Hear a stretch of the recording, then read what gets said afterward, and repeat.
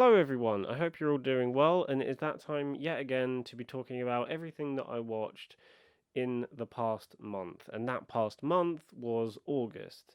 Now, for me, August was a very mixed bag. One minute I was watching something great, and the next minute I was watching something really kind of crap. Um, but we're going to go through them all from the start of the month to the end of the month. You know the deal by now, so let's get straight into it.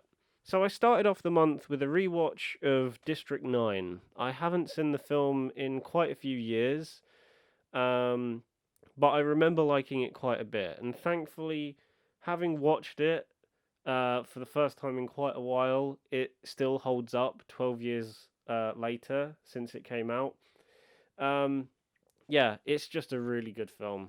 After that, I then watched Bong Joon Ho's Memories of Murder for the first time, and I have no jokes for this one. This film is a legitimate masterpiece. I might even prefer it slightly more than Parasite, and I adore Parasite.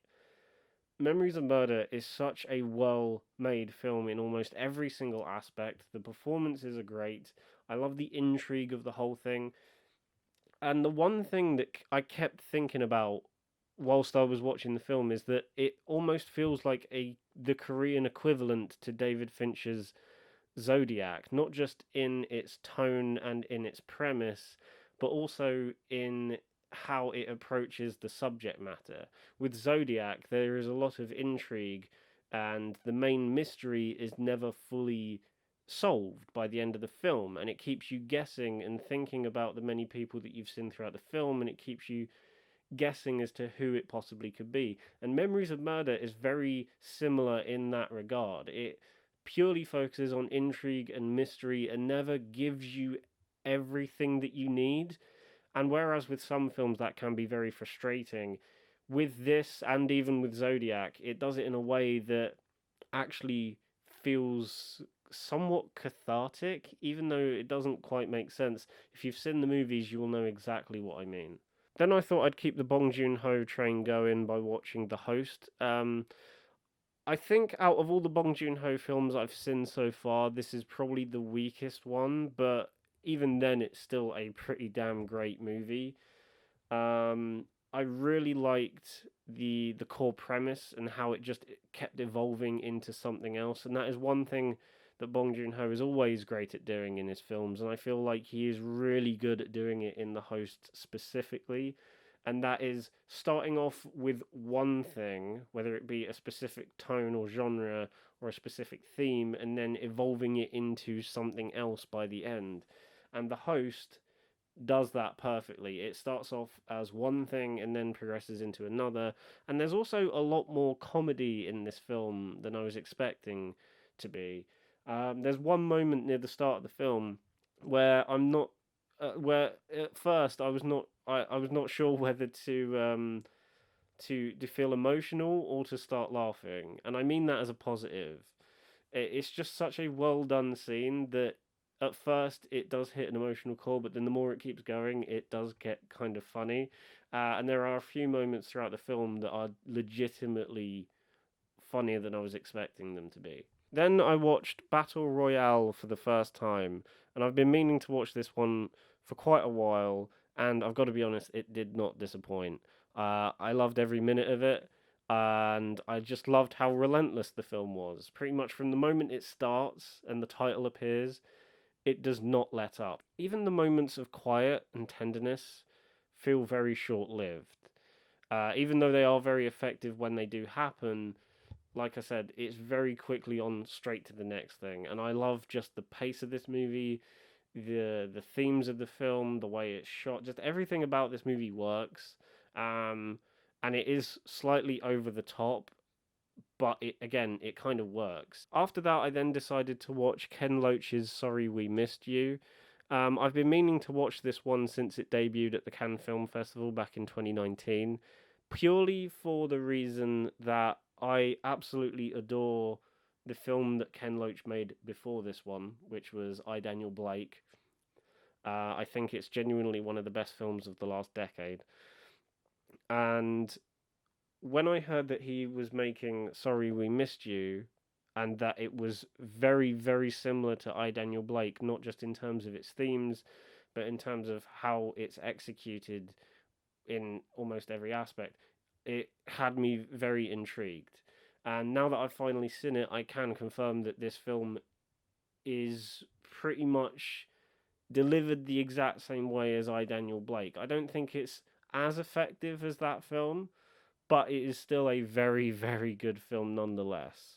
Then I finally watched Shiva Baby, which I'd heard a lot of buzz about last year when it was doing the festival run in the States. And now that I've finally seen it, now that it is available in the UK, I understand the hype. It is a very well made film and is a really impressive debut. The script is fantastic. I'm not a massive fan of awkward humor and comedy in films, but this film does it in a way that works for the characters and story and genuinely does feel effective. One minute you don't know whether to start laughing or to feel very on edge and feel almost very as awkward as the main character is feeling. And that constant balance between the two honestly makes for a very engaging film that is at times very claustrophobic and very tense, and most of that is down to the camera work, which again heightens the material. Like the script is brilliant and the acting is also brilliant, but the camera work also adds another layer to that awkwardness and that tension that is gradually building. Then, for some reason, I decided to watch the new Netflix animated movie Vivo, with music by Lin Manuel Miranda.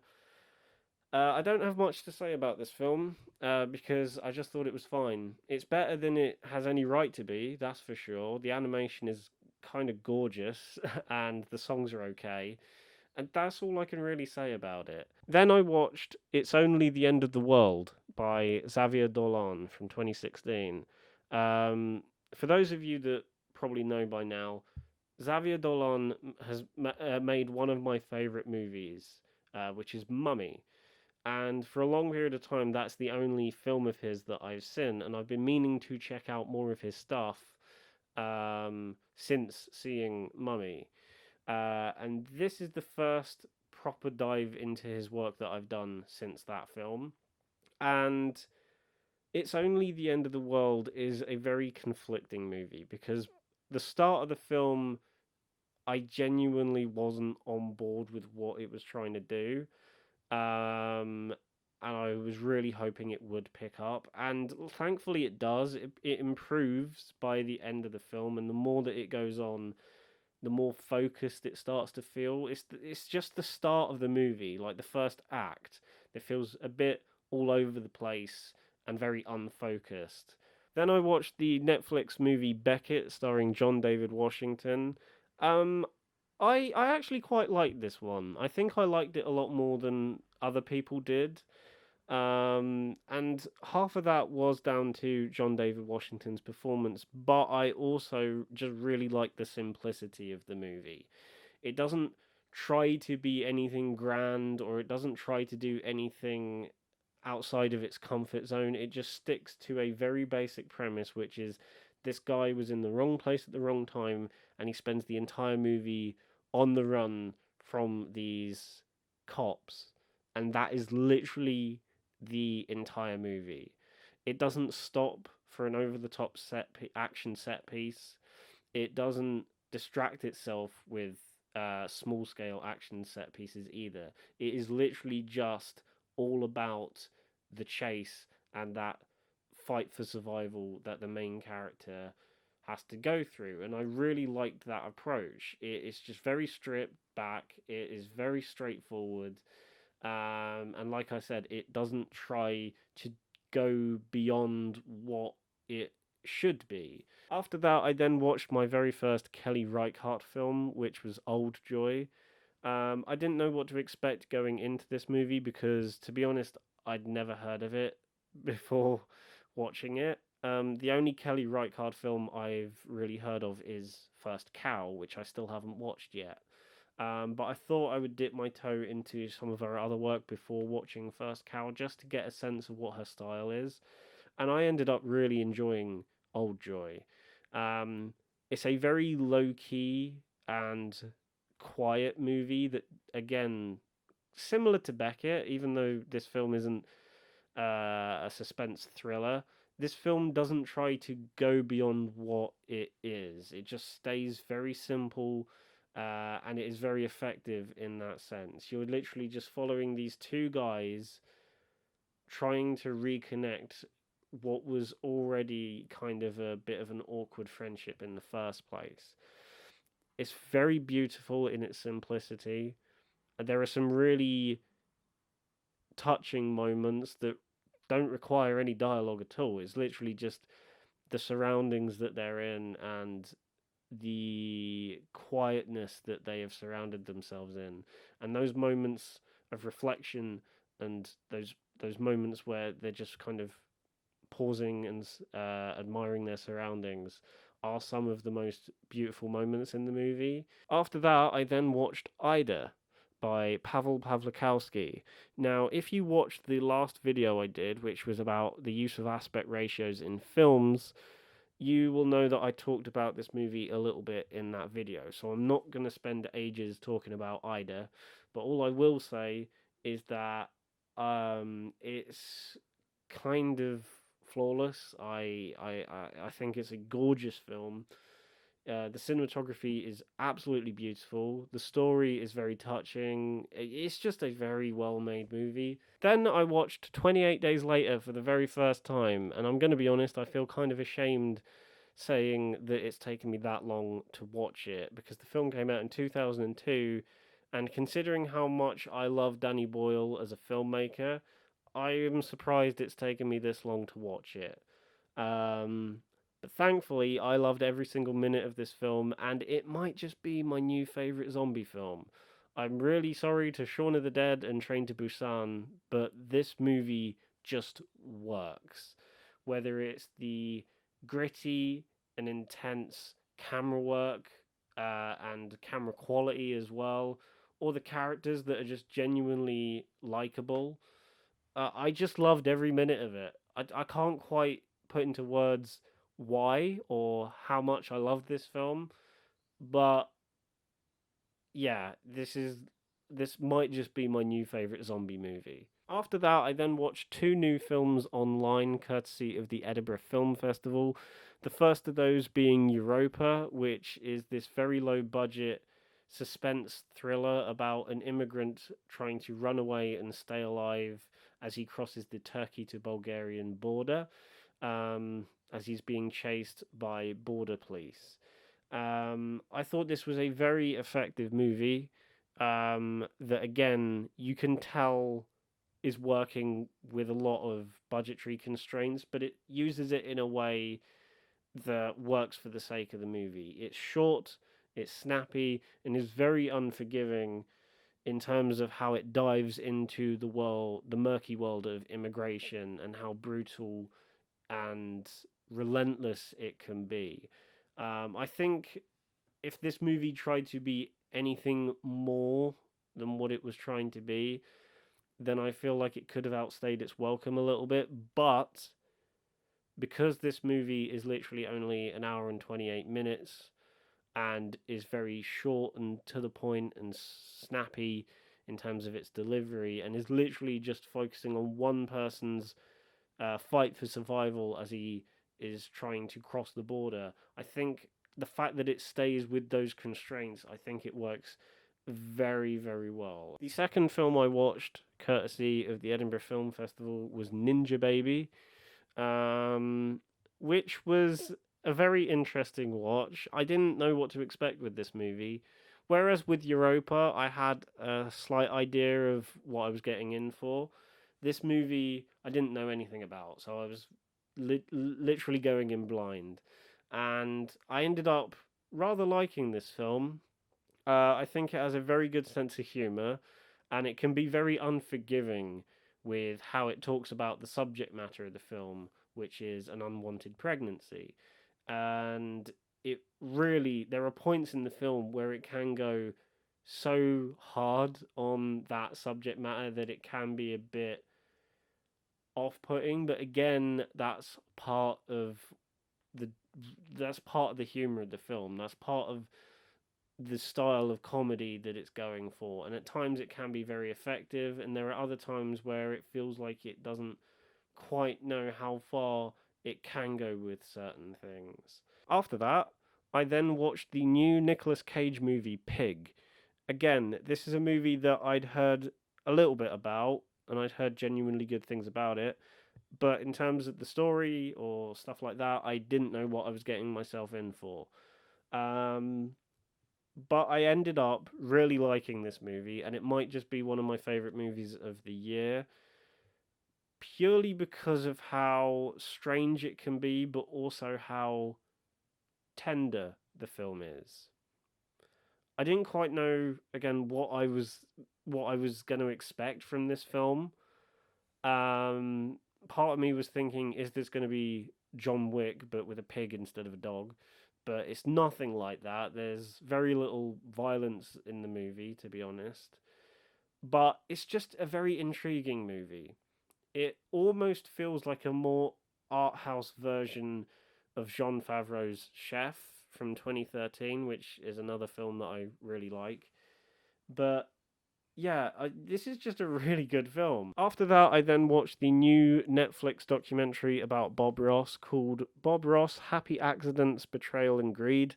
I was a bit worried going into this film that it would make out that Bob Ross was actually a right asshole. And if that was the case, I would have absolutely hated this documentary because I adore Bob Ross. I grew up as a kid watching his show. My dad would always put the show on, as it was a very relaxing thing to watch, and I still watch it to this day because it's a very therapeutic thing to watch, and it's just a very fascinating show. And Bob Ross is one of the main reasons why that show works. So I went into this documentary a little bit hesitant because I didn't want it to portray Bob Ross as a dick. And thankfully, that's not the case. Thankfully, Bob Ross was as lovely a person as you see on screen as he was in real life. Uh, this movie did, though, it did make me quite sad by the end of it, considering how his legacy has been treated since he died is not great. And when you if you watch this movie, if you watch this documentary, you will realize why it is quite a sad film. Then I watched this Russian film from 1997 called Brother. Again, another film that I didn't know much about, but I decided to watch it just because. Um, it's all right, to be honest. I can see that I can see how this film has kind of been a little bit influential over the last 20 or so years with European kind of gangster films, as there's a lot of things in this movie that have kind of been mimicked in other films since then. And yeah, I think it's an all right movie. The pacing is a bit clunky, and the transitions between different moments can feel a little bit awkward at times. But apart from that, I liked what the movie was offering in terms of the characters and the premise and the story and how it evolves over time. Then I decided to watch Disney's Cruella for some reason. Um, it's okay, I guess. I didn't particularly think it was that amazing. The main thought I had while I was watching the entire film was, why the hell does this film even exist? Like, yes, I understand that it's her origin story and Disney are doing it for money, but what is the actual point of the film? Throughout the entire movie, that was the one thing I was thinking, just like, what is the point of it? And then after that, I decided to watch Alien 3 for the first time because I adore David Fincher as a filmmaker and I really like the Alien franchise. Um, for context, I watched the theatrical cut and not the assembly cut. However, after watching the theatrical cut, I really want to watch the assembly cut because apparently it's a lot better than this mess of a cut that got spewed out into cinemas. The theatrical cut of Alien 3 is a mess. I didn't particularly like it. The most redeeming aspects of the film are Sigourney Weaver as Ripley and a lot of the cast, like Charles Dance, etc. Um, but apart from that, there really isn't anything I can latch onto with this movie. Then I watched this South African art house movie called This Is Not a Burial, It's a Resurrection. Technically, it came out this year, even though it spent the previous 2 years stuck in a festival run. It technically did come out this year in the UK. And I genuinely don't know what to think of it. It's one of those films where I liked certain aspects of it, but there's a lot of the film that I don't know how to feel about it. The cinematography is gorgeous. It's one of the most. That's one thing I can say. It's probably one of the most gorgeous films I've seen in the last couple of years. Like the cinematography is phenomenal. Um, the narrative and how it's done in this movie is very strange. For the first half of the movie, at least for the first 30 minutes anyway, it goes for pure, flat out surrealism, like experimental approach to telling its narrative. And those first 30 minutes can be make or break for some people. Like, I found it very hard to get into from those first 30 minutes because I was like, what is it trying to go for? After that, it then goes for a much more straightforward narrative and pretty much sticks to it until the end, only dabbling in experimental themes and ideas and visuals every now and then. But that first act is very surreal and dreamlike with how it approaches the way it tells its story. And then finally, the last movie that I watched in August was Mike Leigh's Secrets and Lies from 1996. And I'm so glad I ended the month on this film because this film is phenomenal. It's such a brilliant movie. If you're someone who's looking to get into British cinema, you need to watch this film. I would say this and Ken Loach's I, Daniel Blake are must watches if you want to get into British cinema, specifically the kitchen drama. I guess that's I think that's the name of the subcategory that it's called, like kitchen drama or something like that. It's similar to Ken Loach's work in the sense that it feels very real and grounded and feels like everyday life. But yeah, again, I can't put into words how good this film is. So, guys, that is everything that I watched in August. I hope you enjoyed the video. Let me know in the comments some of your thoughts on the films that I discussed in this video. And even let me know in the comments what some of your favourite films were that you saw this past month. I hope you enjoyed the video. Like the video if you haven't done so already, and subscribe to the channel if you haven't done so already either. And I will see you all in the next one. Bye.